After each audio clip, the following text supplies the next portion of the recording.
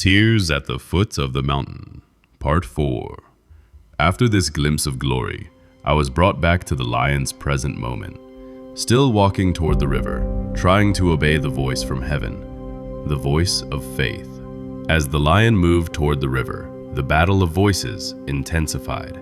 The voice of sight still kept throwing visions at him and whispering lies, trying to discourage him.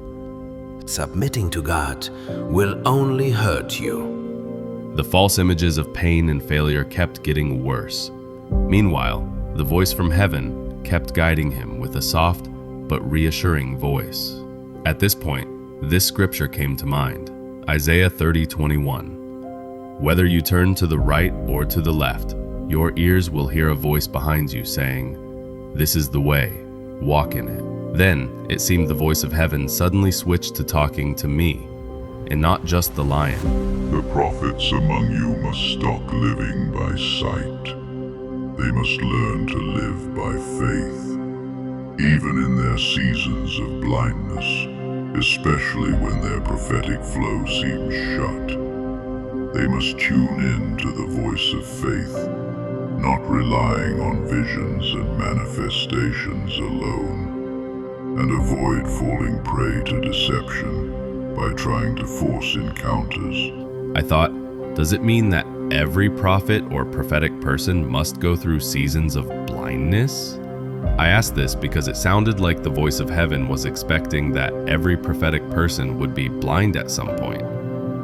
This is the response I got.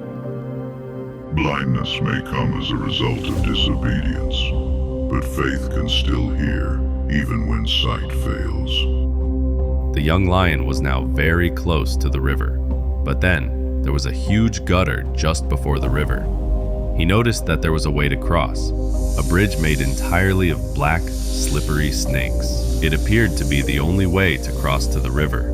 To make it worse, from a distance, the river itself looked murky and uninviting. But then, it was all a lie, courtesy the voice of sight.